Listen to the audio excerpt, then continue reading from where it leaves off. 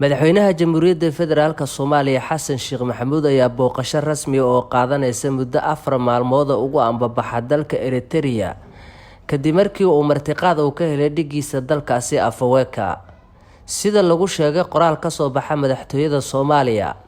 madaxweynaha Soomaaliya Xasan Sheekh Maxamuud iyo dhigiisa dalkaasi Eritrea Afwerki ayaa yeelan doono wada hadallo dhinacyo badan taabanaya iyaga oo si gaar ah uga hadli doona xiriirka labada dal iyo sidii loo xoojin lahaa.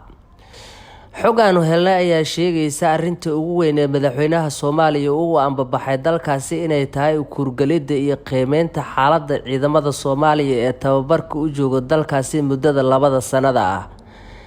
madaxweynaha ayaa doonaya inuu ogaado baahida ciidamada iyo haddii ay jiraan caqabado hortaagan dib u soo celidooda ciidamadaasi iyo sidii dalka loogu soo celin lahaa.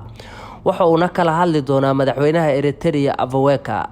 Xasan Sheekh Maxamuud ayaa intii uu ka mid ahaa midowga musharaxiinta mucaaradka su'aalo badan ka keenay halka ciidamadaasi ay ku dambeeyeen iyo sidii dowladii hore ay shacabka iyo waalidiinta dhalinyaradaasi ula wadaagtay xogta ciidamadaasi iyo halka ay ku sugan yihiin.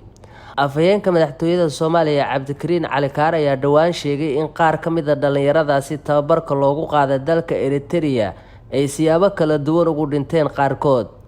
madaxweynaha Soomaaliya Xasan Sheekh Maxamuud ayaa intii uu xafiiska u yimid bilaabo safaro dalka dibadiisa ah kuwaasi oo looga dan lahaa xoojinta iskaashiga xiriirka Soomaaliya ee la leedahay caalamka intiisa kale. wadanka isutaga Imaaraadka Carabta ayaa la filayaa inuu saxiixo heshiis uu kula wareegayo maamulka garoonka diyaaradaha caalamiga ee magaalada Kaabul iyo dhowr garoon oo ku yaala wadankaasi Afghanistan.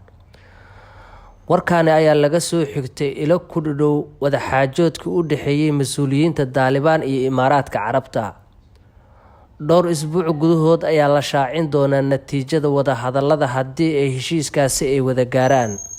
dowladda ay dhiseen Taliban oo caalamka laga aqoonsaneyn ayaa wada hadal la xiriira cidii garoonka maamul lahayd ee lagu wareejilahay la yeelatay quwadaha waaweyn sida Turkiga iyo Qatar.